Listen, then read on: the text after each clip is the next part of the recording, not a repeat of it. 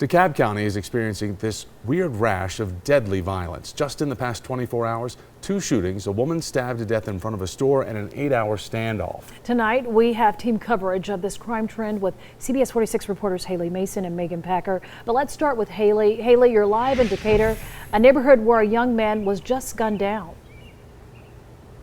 Yes, Sean, we are live here in this on the street called Orchard Circle in Decatur, just off of Reed Ann Road, and right behind me a young man was gunned down in front of a neighbor's home today. Family and friends have been coming out to this scene just hoping to learn more about why this happened.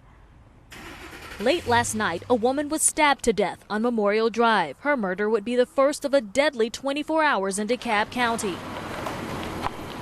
That's not the way to die. In the Stone Mountain area around midnight, 41-year-old Gary Samuels was shot and killed in front of his home on Hope Springs Road. He was walking home from the Kroger grocery store around midnight when someone shot him in the back. Like the police officer said, they saw 2 supermarket bags and his hat.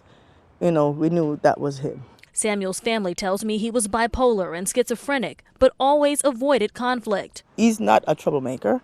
He's non-confrontational. But he's OCD, so we know his habits every single day. And every day he leaves Kroger right around midnight and comes home. Then around 8 o'clock this morning on Orchard Circle in Decatur, 28-year-old Ronald Trey Peters became the second shooting victim as he walked home from the MARTA station. Witnesses tell me 2 guys drove up and demanded that Peters give them his backpack while yelling homophobic slurs. Some neighbors saw the entire thing. When Trey jerked away from him and said, "It's my bag, you're not getting it," the driver got out with a louder voice, "Give him the bag."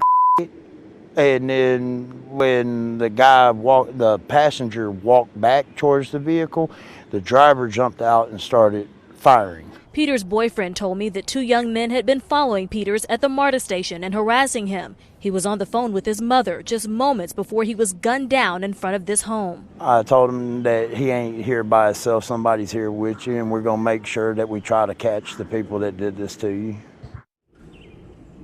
And right now, police are trying to find suspects in all 3 of these homicides. The one here on Orchard Circle behind me, though, witnesses tell me those 2 young men had face masks. They were driving a burgundy Chevy Silverado 1500, a 4-door model vehicle with new dealership tags. Reporting live in Decatur, Haley Mason, CBS 46 News.